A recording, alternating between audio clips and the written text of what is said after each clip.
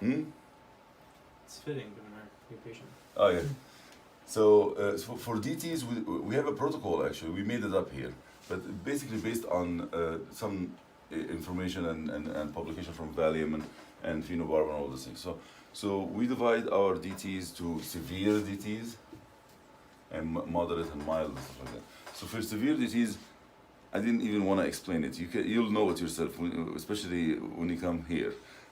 You'll know what DTs are, you know. So you gotta see somebody who is combative, you know, is fighting, is spitting, 4-point restraints, seizure.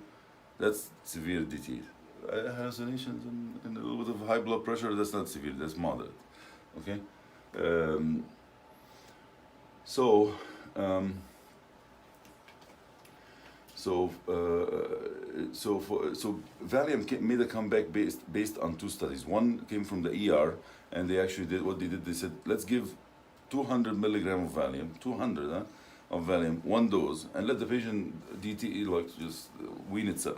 Go send him to the ICU and have him wean himself take a week or something, or 3 days. And that tells you how safe the thing is. When I was a resident at Bellevue is like DTs over there is like a different animal. It's like a fourth dimension. I gave a patient 900 milligram TID of Valium, and the patient was still agitated. We didn't put him down. So depending, you titrate it up very, very high industrial doses because it has some safety profile, right? But anyway, so that's one study. The other study comes from Bellevue, right? And anything that comes from Bellevue about DTs, believe it.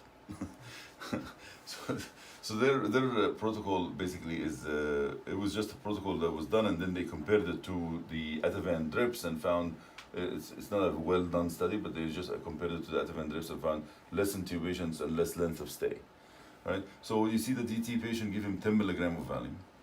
He's still agitated, wait 15 minutes, and then give him 20 milligram, and then 40, and then 80, and then 160, right? Until the patient calms down.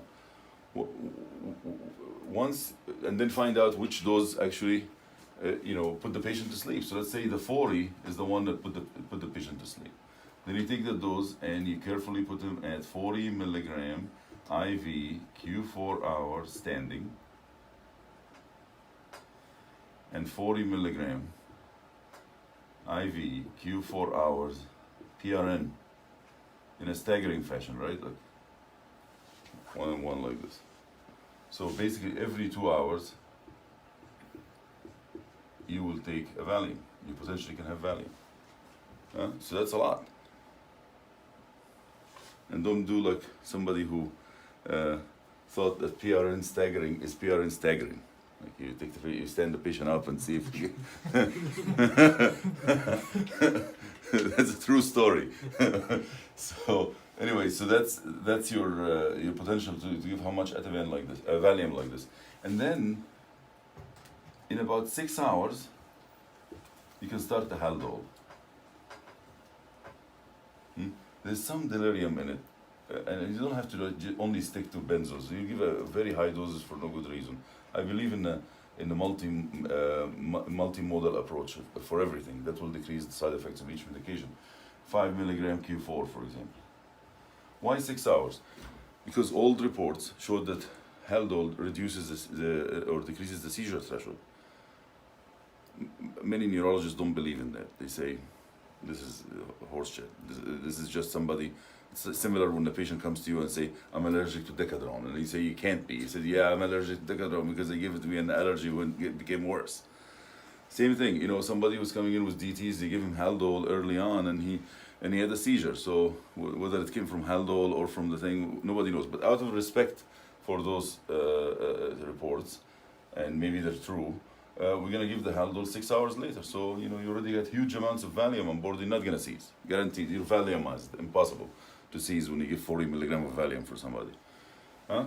So, Haldol. And then I guarantee you in about 12 hours, and that's a prediction, that the nurses are going to start holding the PRN. they're not going to be given the PRN. The patient is valiumized. They're going to be only giving the standing. And then in 1 day, 24 hours, you have to decrease the Valium by 50%. Why? Because if you don't do that, the patient is never going to wake up. And resist any attempt from the nurse to dissuade you from this. Because they're going to always say, the patient is still agitated, please don't do it now. Yes, do it. Why? Because there's Valium in the fat. So when you decrease to 50%, the Valium from the fat is going to come out. Right? And it's gonna substitute, it's not going to be a real 50% drop in your brain concentration of Valium. Right? And you keep doing it 50% every day, and then anytime the patient can take PO, use the chance and switch the standing Valium only to PO. Don't switch the PRN, obviously. Some people switch the PRN and then they go beg the patient, can you please, when he's jumping, you can't do that. So the PO Valium is double the IV. So if you already have been weaning Valium and let's say you went to 20 Q4 or something, the equivalent of that is 40 PO Q4 hours. At the same time, when you take PO, give Seroquel. And that will be the base for Haldol, and you can give, start 50 Q8 and then titrate up quickly if the patient needs more. And so you have now a base of anti-delirium and go Haldol above, and base of Valium and go Valium above. Some people, it's not scientific what I'm saying now, but they call it delirium tremens. Don't treat the tremens only, treat the delirium too. Otherwise, you're going to keep giving a lot of huge doses of Valium. And then add anything else that you want to add, like clonidine. I like clonidine. Some people like trazodone. And, it's up to you. I like to add this. And then if the patient fails after all of this, then Presidex. And if he fails, we're going to give him propofol. Okay? So that's the severe DTs. For the moderate DTs, we talk about floor or ICU. We couldn't get the floor to use phenobarb, so that's why we have it like this. So the floor, Valium, 10 Q4 and 10 Q4 staggering. Okay, so that's the maximum they can give, 10 IV to 10 IV Q4. The ICU, we use phenobarb. I'm sure you guys are kind of shocked why we use phenobarb in the moderate and not in the severe. Look at the doses. If you're gonna go itsy bitsy, I'm gonna use the maximum 10 milligram of Valium, then yeah, switch him. But if you're gonna be a man and use Valium real doses, then this is suitable for very, very agitated patient. This is, the good old lady who forgot her vodka or something, And we tried both on people. Just anecdotally, I can tell you that this one is not as big as this. And by the way, it's not because of anything. It's because of relatively newer in this arena. And I guarantee you, in about 5 years or so, the dose of phenobarb that we use for patients is going to be 5 times what we use now. Because it's a safe medication. Somebody's going to do a study and then we'll find out, yeah, you can give actually 5 times that dose and still the patient is breathing on his own. It's almost the same concept of Valium, wide therapeutic margin and stuff like that. But we don't have that study yet. So you know how the original study talks about if you have high suspicion of respiratory depression or moderate suspicion or